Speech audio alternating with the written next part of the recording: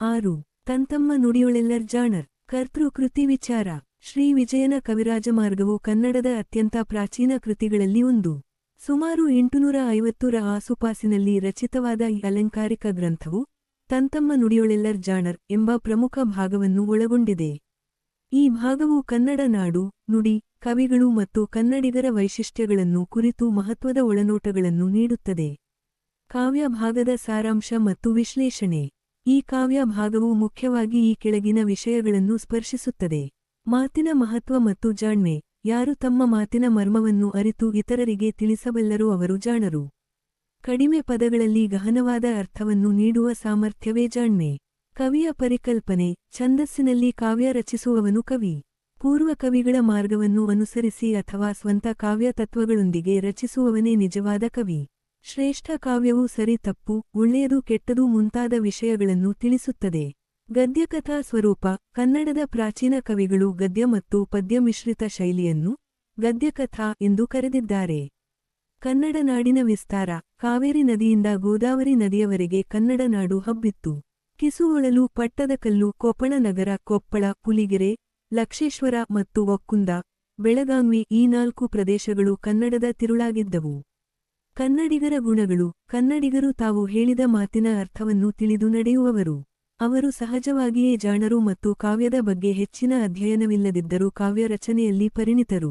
ಚಿಕ್ಕ ಮಕ್ಕಳೂ ಸಹಿತ ವಿವೇಕದಿಂದ ಮಾತನಾಡಬಲ್ಲವರಾಗಿದ್ದರು. ಕನ್ನಡಿಗರು ವೀರರು, ಕವಿಗಳು, ಉತ್ತಮ ಆಡಳಿತಗಾರರು, ಸುಂದರರು, ಸದ್ಗುಣ ಸಂಪನ್ನರು ಮತ್ತು ಅಭಿಮಾನಿಗಳು ಆಗಿದ್ದರು. ಭಾಷಾ ಬಳಕೆಯ ವೈಶಿಷ್ಟ್ಯ. ಸಂಸ್ಕೃತ ಪದಗಳನ್ನು ಕನ್ನಡದೊಂದಿಗೆ ಬೆರೆಸಿ ಮಾತನಾಡುವುದು ಆಗಮಿಕರು ಹೇಳಿದ ಮಾರ್ಗ. ಆದರೆ ಸರಿಯಾಗಿ ಹೊಂದಿಕೆಯಾಗದ ಕನ್ನಡ ಪದಗಳೊಂದಿಗೆ ಸಂಸ್ಕೃತವನ್ನು ಬೆರೆಸಿದರೆ ಅದು ಹಾಲಿಗೆ ನೀರು ಬೆರೆಸಿದಂತೆ ವಿರಸವೆನಿಸುತ್ತದೆ. ಅರ್ಥ ಮತ್ತು ಪದಗಳ ಹೊಂದಾಣಿಕೆ ಮುಖ್ಯ. ಸಹಿಷ್ಣುತೆ. ಬೇರೆ ವಿಚಾರಗಳು ಮತ್ತು ಧರ್ಮಗಳನ್ನು ಗೌರವಿಸುವುದು ಅತ್ಯಂತ ಶ್ರೇಷ್ಠವಾದ ಗುಣ. 1 ಅಂಕದ ಪ್ರಶ್ನೋತ್ತರಗಳು. ಪ್ರಶ್ನೆ. ಪಠ್ಯದ ಪ್ರಮುಖ ಸಂದೇಶವೇನು? ಉತ್ತರ.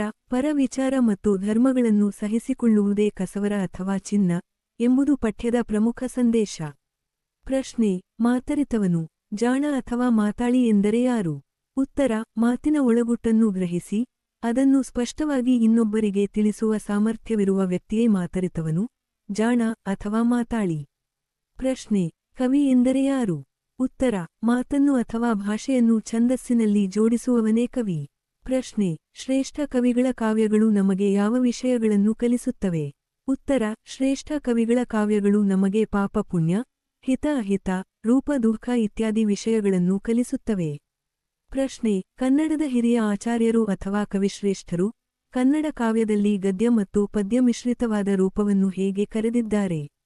ಉತ್ತರ. ಕನ್ನಡದ ಹಿರಿಯ ಆಚಾರ್ಯರು ಅಥವಾ ಕವಿಶ್ರೇಷ್ಠರು ಕನ್ನಡ ಕಾವ್ಯದಲ್ಲಿ ಗದ್ಯ ಮತ್ತು ಪದ್ಯ ಮಿಶ್ರಿತವಾದ ರೂಪವನ್ನೇ ಗದ್ಯಕಥಾ ಎಂದು ಕರೆದಿದ್ದಾರೆ. ಪ್ರಶ್ನೆ. ಕನ್ನಡ ನಾಡು ಎಲ್ಲಿಂದ ಎಲ್ಲಿಯವರೆಗೆ ವಿಸ್ತರಿಸಿತ್ತು? ಉತ್ತರ. ಕಾವೇರಿಯಿಂದ ಗೋದಾವರಿಯವರೆಗೆ ವಿಸ್ತರಿಸಿದ್ದ ನಾಡೇ ಕನ್ನಡ ನಾಡು.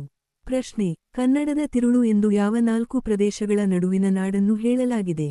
ಉತ್ತರ. ಕಿಸುಹೊಳಲು, ಕೊಪ್ಪಳ ನಗರ, ಪುಲಿಗೆರೆ ಮತ್ತು ಬೆಳಗಾವಿ ಜಿಲ್ಲೆಯ ಒಕ್ಕುಂದ ಈ 4 ಪ್ರದೇಶಗಳ ನಡುವಿನ ನಾಡೇ ಕನ್ನಡದ ತಿರುಳು. ಪ್ರಶ್ನೆ. ಕನ್ನಡಿಗರ ಒಂದು ಪ್ರಮುಖ ಗುಣಲಕ್ಷಣವನ್ನು ತಿಳಿಸಿ. ಉತ್ತರ. ಕನ್ನಡಿಗರು ಪದದ ಅರ್ಥವನ್ನು ಅರಿತು ಮಾತನಾಡಲು, ನುಡಿದಂತೆ ನಡೆಯಲು ಸಮರ್ಥರು. ಪ್ರಶ್ನೆ. ಆಗಮ ಕೋವಿದರು ನಿಗದಿಪಡಿಸಿದ ಭಾಷಾ ಪ್ರಯೋಗದ ಮಾರ್ಗ ಯಾವುದು? ಉತ್ತರ. ಸಮಾನ ಸಂಸ್ಕೃತ ಪದಗಳೊಂದಿಗೆ ಕನ್ನಡವನ್ನು ಬೆರೆಸಿ ಹೇಳುವುದು ಆಗಮ ಕೋವಿದರು ನಿಗದಿಪಡಿಸಿದ ಮಾರ್ಗವಾಗಿದೆ.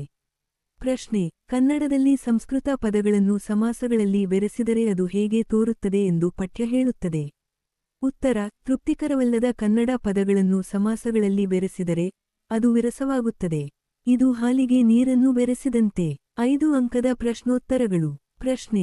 ತಂತಮ್ಮ ನುಡಿಯೊಳೆಲ್ಲರ್ ಜಾಣರ್ ಕಾವ್ಯ ಭಾಗದ ಸ್ವಾರಸ್ಯವನ್ನು ವಿವರಿಸಿ. ಉತ್ತರ. ತಂತಮ್ಮ ನುಡಿಯೊಳೆಲ್ಲರ್ ಜಾಣರ್ ಕಾವ್ಯ ಭಾಗವು ಕನ್ನಡ ನಾಡಿನ ಹಿರಿಮೆ, ಕವಿಗಳ ಪಾಂಡಿತ್ಯ, ಭಾಷೆಯ ಸೊಗಸು ಮತ್ತು ಸಹಿಷ್ಣುತೆಯ ಮಹತ್ವವನ್ನು ತಿಳಿಸುತ್ತದೆ. ಇದು ಮಾತಿನ ಶಕ್ತಿ ಮತ್ತು ಜಾಣ್ಮೆಯನ್ನು ಕೊಂಡಾಡುತ್ತದೆ. ಕವಿಗಳು ಕೇವಲ ಛಂದಸ್ಸಿನ ಅರಿವುಳ್ಳವರಲ್ಲದೆ ನೀತಿ ಮತ್ತು ಮೌಲ್ಯಗಳನ್ನು ತಿಳಿಸುವ ಮಾರ್ಗದರ್ಶಕರೂ ಆಗಿರಬೇಕು ಎಂದು ಪ್ರತಿಪಾದಿಸುತ್ತದೆ. ಕನ್ನಡ ನಾಡಿನ ಭೌಗೋಳಿಕ ವ್ಯಾಪ್ತಿ ಮತ್ತು ಅದರ ಹೃದಯ ಭಾಗವನ್ನು ಗುರುತಿಸುತ್ತದೆ. ಕನ್ನಡಿಗರ ಸಹಜ ಜಾಣ್ಮೆ, ವೀರತ್ವ ಮತ್ತು ಉದಾತ್ತ ಗುಣಗಳನ್ನು ವರ್ಣಿಸುತ್ತದೆ. ಭಾಷೆಯಲ್ಲಿ ಅತಿಯಾದ ಸಂಸ್ಕೃತದ ಬಳಕೆಯ ಬಗ್ಗೆ ಎಚ್ಚರಿಕೆ ನೀಡುತ್ತಾ ಅರ್ಥಪೂರ್ಣ ಮತ್ತು ಸುಂದರವಾದ ಭಾಷಾ ಬಳಕೆಗೆ ಒತ್ತು ನೀಡುತ್ತದೆ. ಅಂತಿಮವಾಗಿ ಪರಧರ್ಮ ಸಹಿಷ್ಣುತೆಯೇ ಶ್ರೇಷ್ಠ ಗುಣ ಎಂದು ಸಾರುತ್ತದೆ. 10 ಅಂಕದ ಪ್ರಶ್ನೋತ್ತರಗಳು.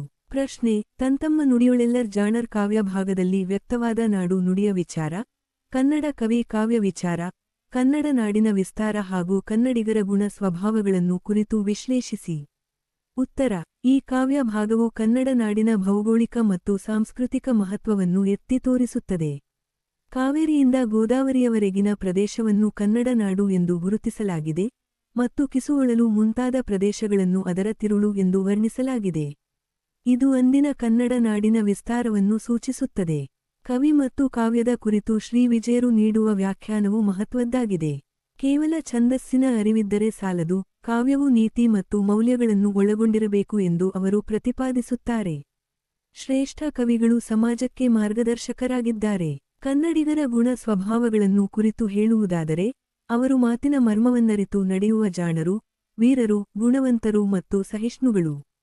ಈ ಭಾಗವು ಕನ್ನಡ ನಾಡು, ನುಡಿ ಮತ್ತು ಸಂಸ್ಕೃತಿಯ ಬಗೆಗಿನ ಶ್ರೀ ವಿಜಯರ ಆಳವಾದ ತಿಳುವಳಿಕೆಯನ್ನು ವ್ಯಕ್ತಪಡಿಸುತ್ತದೆ.